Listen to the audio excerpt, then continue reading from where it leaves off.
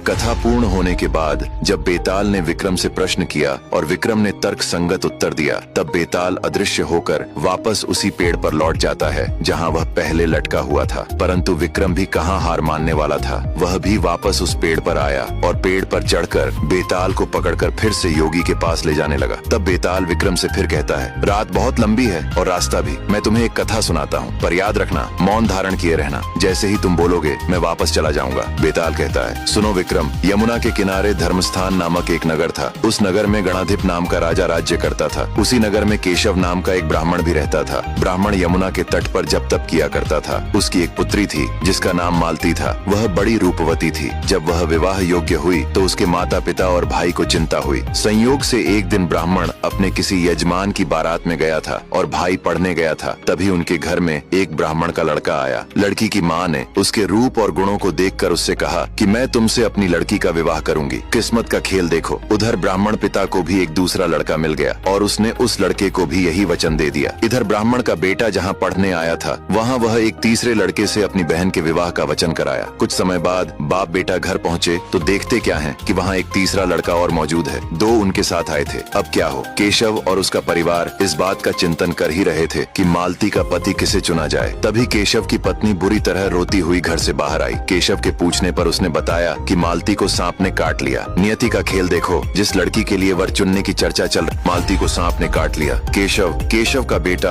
और वे तीनों युवक जो मालती से विवाह करने आए थे, सब बड़ी भाग दौड़ करने लगे। विष झाड़ने वालों को बुलाया गया, काला जादू करने वालों को भी बुलाया गया, लेकिन कोई परिणाम न निकला। आखिरकार मालती की मृत्यु हो गई। उसका श्मशान में दाह संस्कार कर सभी लोग लौट आए, लेकिन वे तीनों युवक रात भर मालती की चिता के पास ही बैठे रहे। दूसरे दिन एक युवक जिसका नाम बामन था, उसने मालती की हड्डियों को चुन लिए और वहाँ से चला गया। दूसरा युवक त्रिविक्रम मालती की चिता की भस्म को एक गठरी में बांधकर उसी श्मशान में कुटिया बनाकर रहने लगा और भिक्षा मांगकर अपना जीवन निर्वाह करने लगा। तीसरा युवक मधुसूदन योगी का भेष धारण करके नगर नगर घूमने लगा। एक दिन मधुसूदन घूमते घूमते किसी नगर में पहुंचा और एक ब्राह्मण के निमंत्रण पर उसके घर भोजन करने चला गया। मधुसूदन भोजन करने बैठा ही था कि वहाँ राज्य के सैनिक एक मृत शरीर लेकर आते हैं। उसे देखते ही ब्राह्मण की पत्नी रोने लगती है। मधुसूदन को यह देखकर हैरानी होती है। वह ब्राह्मण से पूछता है। ब्राह्मण रोते हुए कहता है, यह मृत शरीर मेरे इकलौते बेटे का है। ब्राह्मणी का दर्द देखकर ब्राह्मण से रहा न गया और वह अपनी कक्ष में चला गया।